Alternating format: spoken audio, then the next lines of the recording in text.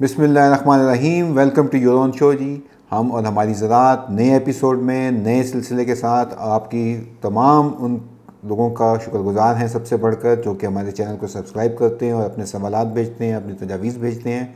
और इसमें आपको पता है कि सबसे ज़्यादा बात जिस हर मीशत के हर शोबे में बात की जाती है, लेकिन ये प्रोग्राम खसूसन आपका अपना है और इसमें हम ज़राअत से मुस्तक़िल लोगों को ख़ास तौर पे फोकस करते हैं। और ज़राअत वो पाकिस्तान का सबसे बड़ा शोबा जिसने कि इसकी जो हमारी लुटिया डूब रही थी उसको बचाने में अहम किरदार अदा किया है। ये मैं नहीं कह रहा, बल्कि इकनॉमिक सर्वे ऑफ पाकिस्तान कह रहा है, जो कि इस वक्त कल हुकूमत ने लॉन्च किया है। और एक ज़राअत की जो उसने 4 चांद लगाए हैं इस मीशत में, उसका एक मुंह बोलता सबूत है। 6.5% ग्रोथ नज़र आई है बकौल हुकूमत। मेरा नंबर नहीं है, ये किसी का नंबर नहीं है, लेकिन मैं एक बार भी प्रूव करूँगा आज कि कैसे इस किसान को कंधों पे उठा के इस हुकूमत को लेकर चलना चाहिए, लेकिन वो क्या सलूक कर रही है उसके ऊपर आज का प्रोग्राम फोकस्ड है। इस सिलसिले में 2-3 अहम नकात भी आपके साथ शेयर करूँगा, एक्सपीरियंस भी शेयर करूँगा कि कैसे इसको हमने अगर ना बचाया तो मुल्क की मईशत डूब जाएगी, फिर कह रहे हैं डूब जाएगी। क्यों हुआ ये ऐसे, कैसे हुआ? हुकूमत ने खुद कहा जी 6.5% ग्रोथ रेट किसका? एग्रीकल्चर का। मुल्क की ग्रोथ रेट नेगेटिव में थी। अगर ज़राअत ना होती, ज़राअत वो सबसे इम्पॉर्टेंट सेक्टर है, एक आईटी है, लेकिन ज़राअत उससे भी ऊपर। ज़राअत से हमारी 40% आबादी मुंसलिक है, उसका रोज़गार चलता है, उसका घर चलता है, उसके बच्चों का पेट भरता है। उस सब के ऊपर अगर वो मेहनत करता है तो पाकिस्तान चलता है, कहने का मतलब ये है। उसके साथ हुकूमत क्या करने गई है इस बजट में, ये सबसे बड़ा एक लम्हे फ़िक्रिया है।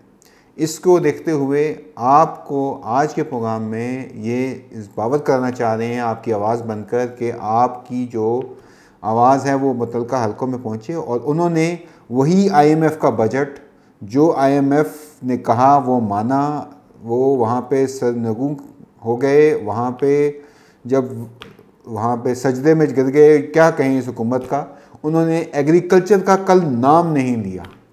एग्रीकल्चर की सिर्फ ग्रोथ रेट पे 6.5% सबसे ऊपर, लेकिन हुकूमत ने सवाए टैक्स जो दे रहे थे उनके ऊपर टैक्स लगाया, इनडायरेक्ट टैक्सेशन, पेट्रोलियम लेवी बढ़ा दिया। उससे इन्फ्लेशन क्या होगी, प्लस जो मैन्युफैक्चरिंग करते हैं उनको ऊपर टैक्स मज़ीद बढ़ा दिया, 1 से कर दिया 2.5%। वो क्या करेंगे, वो कंज्यूमर पर डालेंगे या किसान पर डालेंगे।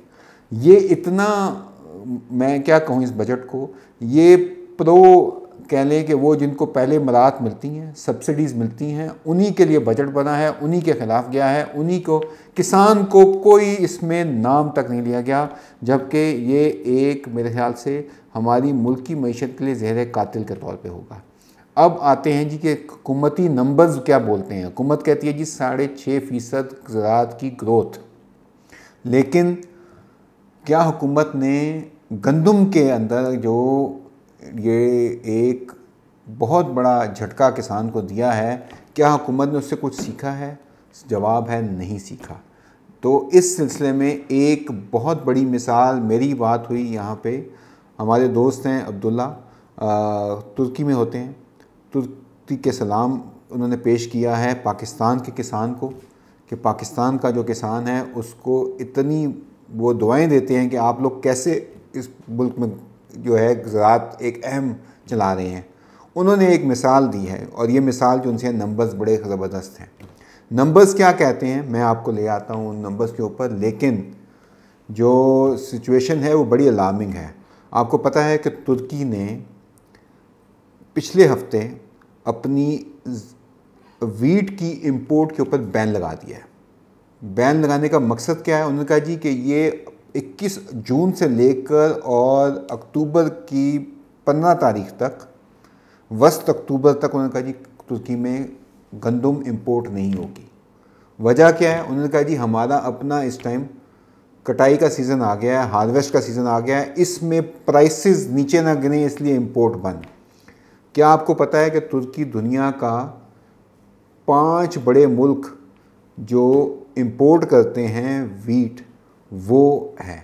10 मिलियन, हमने तो 4 की ना इस दफ़ा, नॉर्मली 1-2 करते थे, इस दफ़ा पता नहीं क्या हुआ कि हुकूमत ने, जाहिर है कि कोई छक्का जिन्होंने मारना था उन्होंने मारा, और वो किसान के जो है वो लहू के ऊपर मारा, ये डाका डला है। तो उनका एवरेज पिछले 5 साल का मैं देख रहा था, तो वो 10 मिलियन मेट्रिक टन गंदम इंपोर्ट करते हैं। और कहाँ से करते हैं, मतलब अभी इस साल उनके 7 महीने जो जनवरी तक आई थी, उनके जो नंबर्स आ रहे थे वो मैं देख रहा था कि उन्होंने 83% जो है वो रूस से मंगवाई और 14% यूक्रेन से मंगवाई थी गंदम। और वही गंदम हमें भी आई है, लेकिन वो किस तरह से आई है वो आपको अंदाज़ा है उस चीज़ का। लेकिन उन्होंने अपने किसानों को सेफ गार्ड करने के लिए क्या किया कि उन्होंने बैन लगा दिया। उन्होंने कहा कि कोई गंदम बाहर से नहीं आएगी। क्यों? क्योंकि हमारी गंदम का रेट किसान को ठीक मिलना चाहिए। यहाँ उल्टा काम हुआ, हमने अपनी सीज़न के एन पहले गंदम इंपोर्ट की और दबा के इंपोर्ट की। 1 मिलियन भी कर लेते तो बचत हो जाती, लेकिन क्या हुआ इससे। लेकिन वो गंदम क्यों इंपोर्ट करते हैं, सवाल ये भी है। गंदम इसलिए इंपोर्ट करते हैं कि आपको पता है कि दुनिया में वो क्लेम करते हैं कि 90% लोग, जो आबादी है वो तुर्की की से जो चीज़ें गंदम की बनी हुई आती हैं वो इस्तेमाल करती है। ये बड़ी खूबसूरत एक केस है। तुर्की सबसे बड़ा मुल्क है जो गंदम अंदर लेके आता है। उसके बाद उसने 2018 में बैन लगाया कि उसके मुल्क के अंदर जो गंदम पैदा होती है उसकी कोई वैल्यू एडिशन प्रोसेसिंग करने के बाद बाहर नहीं जाएगी। लेकिन उसने इस साल खोल दिया ये बैन लाइसेंस करके। लेकिन करते क्या हैं, वो रॉ मटेरियल लाते हैं अंदर रूस से, यूक्रेन से, और उसका बनाते हैं क्या, आटा।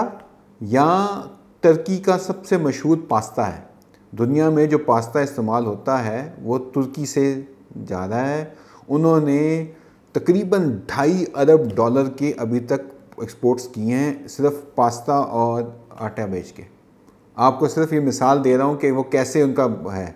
अपने किसान को भी सेफ गार्ड किया, अपनी मईशत को भी किया, उसके साथ साथ उन्होंने किया ये कि बाहर से लाते हैं, उसको प्रोसेस करते हैं, और प्रोसेस करने के बाद दबा के अपना पास्ता और आटा बेच रहे हैं। और वो कहते हैं 90% आबादी दुनिया की जो है वो हमारा ये प्रोडक्ट इस्तेमाल करती है। तो ये खूबसूरती है कि किस तरह से रॉ मटेरियल को कन्वर्ट किया, उससे अपने किसान को सेफ गार्ड किया, उसके बाद उससे पैसा भी कमाया और दुनिया के अंदर अपना नाम भी है। तुर्किश पास्ता दुनिया में है, ये वो दुरम जिसे कहते हैं गंदम, उसकी मांग पाकिस्तान के अंदर उसकी वैरायटीज़ आई थी। मैंने पिछले प्रोग्रामों में पहले जिक्र किया है इसका, वो हमारे यहाँ दस्तयाब है और हम उसकी वैल्यू एडिशन करके अपना नाम कर सकते हैं। लेकिन पाकिस्तान में कोई जो 6.5% ग्रोथ इस दफ़ा नज़र आई है, कोई 30 मिलियन मेट्रिक टन हमने गंदम पैदा किया है, उसका सिला किसान को नहीं मिला। अगर हम वैल्यू एडिशन करते तो हम बहुत बेहतर हो सकते थे।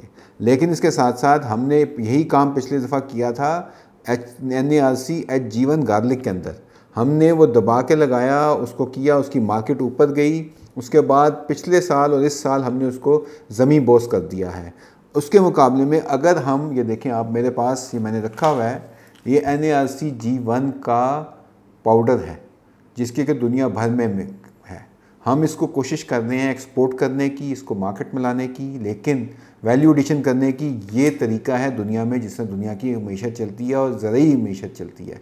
तो ये एक बहुत बड़ा मेरे ख्याल से हुकूमत इस बजट के अंदर जो इन्होंने 18% GST अब लेके आ गए हैं, उससे आपकी मशीनरी ज़राअत नीचे जाएगी। और नीचे कैसे जाएगी उसका भी एक अमली नमूना, ना वो हुकूमती रिपोर्ट है ना मेरी रिपोर्ट है, एक नई रिपोर्ट अभी लॉन्च हुई है USDA की तरफ से, United states department of agriculture, जो हर दुनिया के कोने पे नज़र रखता है और जिसकी जो पब्लिकेशंस हैं, यानी कि जो उसकी रिपोर्ट्स हैं वो दुनिया में मानी जाती हैं। उसके मुताबिक पाकिस्तान के अंदर सिचुएशन इस टाइम क्या है। पाकिस्तान के अंदर हमने वीट की जो ग्रोथ थी वो दिखाई 6.5%, 6.47। ये डेटा आपको नज़र आएगा स्क्रीन पे, आपके साथ शेयर कर रहे हैं। लोग कहते हैं, आपके सवाल आते हैं, उसमें पूछते हैं जी अपने डेटा का रेफरेंस भी दिया करें, तो मैं रेफरेंस भी दे रहा हूँ। ये रिपोर्ट आपको USDA की है, ये जून में पब्लिश हुई है। इसके मुताबिक पाकिस्तान में 6.47% की तकरीबन हमारी गंदम की ज़ायद पैदावार हुई। उसके मुकाबले में इंडिया बहुत अपने आप को बढ़ा चढ़ा के पेश कर रहा है कि उन्होंने 114 मिलियन मेट्रिक टन की है अपनी गंदम, लेकिन वो 4% के करीब है। यानी कि यहाँ पे भी किसान को शाबाश देनी होगी पाकिस्तानी, जिसने कि 6.5% ग्रोथ दिखाई है। तो उसके मुकाबले में इंडिया में जहाँ इतनी मराहत हैं, जहाँ इतनी वो सब्सिडी है, जहाँ पे यूरिया, वहाँ पे लिक्विड यूरिया, हुकूमती वो नीम कोटेड यूरिया जो नाम ले लें, उनको मदद मिल रही हैं, उनको बेहतरीन किस्म की सहूलियात मिल रही हैं। उसकी आपको पता है कि पिछले साल ग्रोथ क्या हुई है, 4.7% पे था, इस साल वो आ गया सिर्फ 0.7%, यानी कि इंडिया की एग्रीकल्चर ग्रोथ नेगेटिव हो गई। 4.7 से सिर्फ 7.7, 1% भी नहीं रही। और इस मुल्क में जहाँ पे कि किसान के नहीं कोई काम किया गया, उसके किसान ने ये मईशत को बचा लिया 6.5% की ग्रोथ से। लेकिन सिले में क्या मिल रहा है, कोई इसमें प्लान हुकूमत ने बजट में नहीं दिया। IMF ने उल्टा टैक्सेस लगा दिए हैं। पेट्रोलियम लेवी जो आएगी वो आपको मज़ीद महंगाई, इन्फ्लेशन बढ़ा देगी, किसान को उसका हक नहीं मिलेगा। मैन्युफैक्चरर के ऊपर टैक्स लगा दिया है, जो प्रोडक्ट्स बनती हैं वो किसान के ऊपर पास ऑन कर देगा टैक्स, या कंज्यूमर पे कर देगा। क्यों? क्योंकि मार्जिन उन्होंने अपने रखे हुए हैं। इस हुकूमती IMF की डिक्टेशन पे जो बजट आया है, मेरे ख्याल से ज़राअत के लिए उसके अंदर कोई नाम तक नहीं लिया गया, उसका शुक्रिया नहीं अदा किया गया। तो ये मेरे ख्याल से बहुत बड़ी गलती की है वज़ीर ख़जाना साहब ने, जो ख़ुद नाम लेते हैं कि जी हमने ये जैसे बैंक से वो आए हैं, उन्होंने काम किया है, लेकिन अमली जब वक्त आया तो वो जहाँ खड़ा होना था वहाँ पे वो मेरे ख्याल से रुकू में भी क्या सजदे में चले गए। और ये एक बहुत बड़ा ज़्यादती है ज़राअत के सेक्टर के साथ। अब आते हैं USDA की रिपोर्ट के मुताबिक। USDA की रिपोर्ट के मुताबिक जो आसार नज़र आ रहे हैं, जो सैटेलाइट डेटा वो देते हैं, उसमें कॉटन में हम नेगेटिव में चले गए हैं।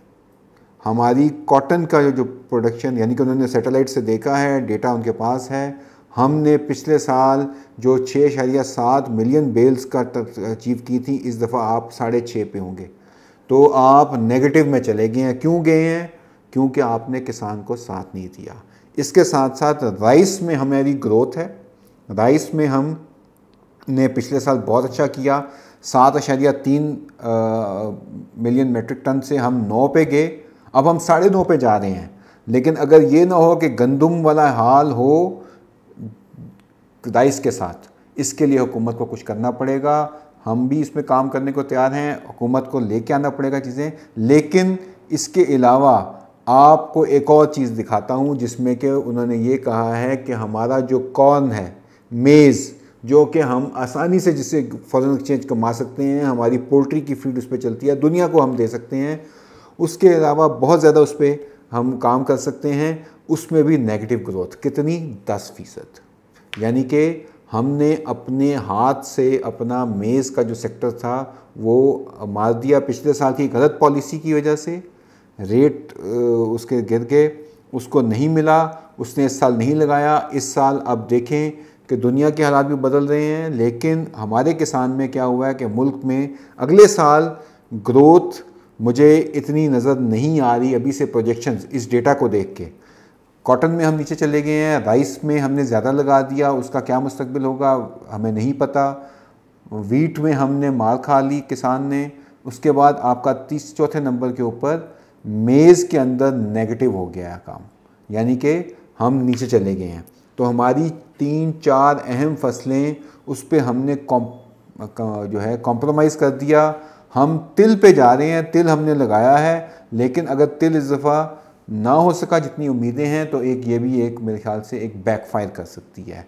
तो मेरी ये तमाम ज़राअत से मुंसलिक लोगों की तरफ से इस प्लेटफॉर्म के थ्रू ये बहुत बड़ा सवाल आपसे आगे दरख्वास्त कर रहे हैं हुकूमत से कि अपनी जो हमने अगर टेक्नोलॉजी करनी है, तो जैसे हमारे तुर्की भाई ने अब्दुल्ला ने कहा कि वहाँ पे देखें गवर्नमेंट ने कैसे सेफ गार्ड किया, क्या वो, और वो कह रहा था कि आफरीन है पाकिस्तान के किसान पे कि उन्होंने इस मुश्किल हालात के बावजूद इतनी ज़बरदस्त ग्रोथ दिखाई। तो क्या हमारे ज़राअत के जो लोग वाबस्ता हैं, हम डेटा के ऊपर बात करते हैं, मैंने कोई चीज़ अपनी तरफ से नहीं की, ये हुकूमती डेटा भी आपके सामने रखा है, USDA का भी रखा है, टर्की का भी रखा है, ये सब रेफरेंसेस आपके सामने हैं। इस पे आपकी आवाज़ इस पूरे इसके साथ मिला के दरख्वास्त यही है कि जागें, इस सेक्टर को बचा लें, वरना ये सेक्टर मईशत चला रहा है, इसको चलाने दें। इसको मज़ीद नुकसान ना पहुँचाएँ, इनके लिए मराहत लेके आएँ। इधर यहाँ पे एग्रो टेक्नोलॉजी जोन्स बनाएँ, यहाँ पे किसान को अपनी फसल वेस्ट मैनेजमेंट करने को बताएं। अगर अंदाज़ा करें कि वेस्ट मैनेजमेंट ठीक तरह हो पाकिस्तान में तो हमारी कितनी ज़्यादा फिर ग्रोथ हो, 10% से ऊपर चली जाएगी ग्रोथ। इंडिया में बहुत ज़्यादा इसके ऊपर काम होता है, लेकिन उनकी स्टिल ग्रोथ 0.7% है और हम 6.5, फिर दोबारा 6.5, 6.5, 6.5, सबसे ऊपर का सेक्टर है ये, इसने बचाया है। खुदा के लिए हमें अपने किसान को, अपनी ज़राअत को बचाना है। इस पे ये दरख्वास्त है। आज का प्रोग्राम इसी पे ही था, इस आवाज़ को बन के आपकी हम हाजिर हैं। अपने सवाल ज़रूर भेजें जी, अगली दफ़ा आपके सवालों के जवाब ज़रूर दूंगा। ज़रूर भेजें अपने सवाल। और आप जो देखते हैं ये प्रोग्राम, बहुत शुक्रिया आपकी। हम तनकीद भी देखते हैं, तो उस पर पढ़ते भी हैं, उससे सीखते भी हैं। तो आपके साथ रब्ता एक ऐसा बन गया है जो रहेगा इंशाअल्लाह। 05111547726, 0347410247 इसके अलावा हमारे तमाम सोशल मीडिया हैंडल्स, इन पे आप हमें रब्ता कर सकते हैं। आपके सवालों का ज़रूर जवाब हम देंगे। आपकी तवज्जो का बहुत शुक्रिया, लेकिन हम चाहते हैं कि जो इक़्तिदार वाले हैं वो भी तवज्जो इस पे दें आपकी आवाज़ बन के, और ये जारी रहेगा सिलसिला। बहुत शुक्रिया। अस्सलाम वालेकुम, अल्लाह हाफ़िज़।